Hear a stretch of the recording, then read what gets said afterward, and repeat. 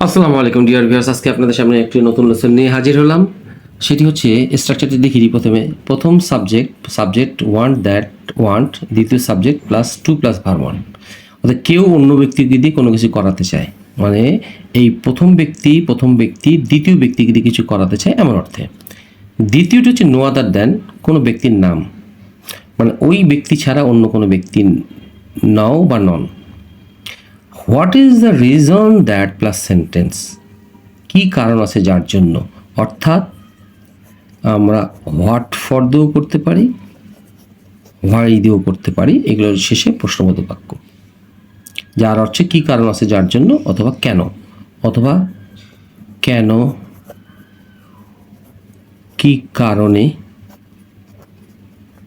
বা কী জন্য, এরকম একটা অর্থ প্রকাশ করতে ব্যবহৃত হয়। আচ্ছা, তো এখন প্রথম এক্সাম্পলটা আমরা দেখে নিই।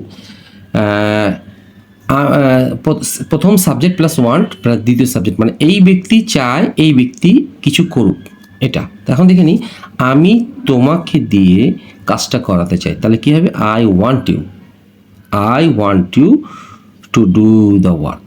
আমি তোমাকে দিয়ে কাজটা করাতে চাই।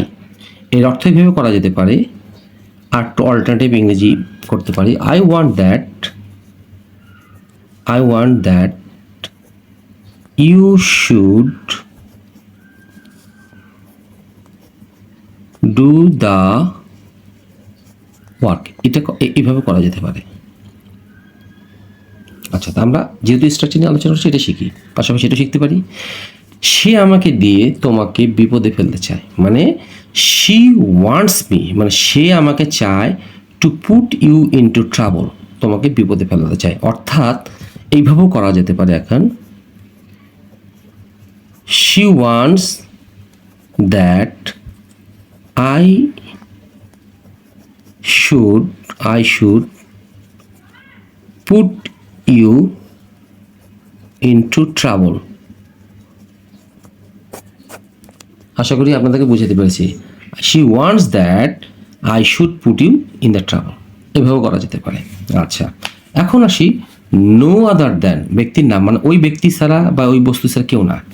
এখন দেখি, আপনি সালমান ছাড়া আর কেউ কিছু না, তাহলে ইউ আর নো আদার দেন সালমান, মানে এই এক্সাম্পলটা হবে যে আপনি এই সালমান ছাড়া কেউ নন। এখন আসি what is the reason that plus বাক্য, একটা সিম্পলি সোজা বাক্য, যেটা প্রশ্নবোধক করা যাবে না, কারণ প্রশ্নবোধক এখানে করা হয়েছে। অথবা হোয়াট ফর হোয়াই, যার অর্থ কেন, কী কারণে, কী জন্য। এখন 4 নম্বর এক্সাম্পলটি এবং 5 নম্বর এক্সাম্পলটি আমরা দেখব। কী কারণ আছে যে যার জন্য তুমি ফ্যানে ঝুলে আত্মহত্যা করতে চাও? What is the reason that you want to kill yourself, তুমি চাচ্ছ, you want to kill yourself, তোমাকে মরতে চাচ্ছ কি? By hanging in the fan, মানে ফ্যানে ঝুলিয়ে আত্মহত্যা করতে চাচ্ছ, কেন, এটা কি কারণ? অর্থাৎ আত্মহত্যা করার ইংরেজি, আরেকটা ইংরেজি কমিট সুইসাইড অথবা কিল ওয়ান সেলফ। কি কারণ ছিল যার জন্য আপনি আমার বিশ্বাসের সাথে প্রতারণা করেছিলেন? What was the reason that, যেহেতু এটা ছিলেন ওই জন্য ওয়াজ দেওয়া হয়েছে এখানে। What is the reason that you betrayed me my trust, betrayed me এখানে পাস্ট টেন্স, সেহেতু ভার্ব টু, আপনি আমার সাথে বিশ্বাসঘাতক করেছেন। আরেকটাকে ওইভাবে করা যেতে পারে, হোয়াই অথবা হোয়াট ফর, প্রশ্নবোধক বাক্য এখানে হবে। Did you BETRA betray my trust, এই প্রশ্নবোধক বাক্য। হোয়াট ফর হোয়াই যদি ইউজ করি আমরা, এখানে প্রশ্নবোধক বাক্য লাগতে হবে, এখানে হচ্ছে ইন্টারোগেটিভ সেন্টেন্স,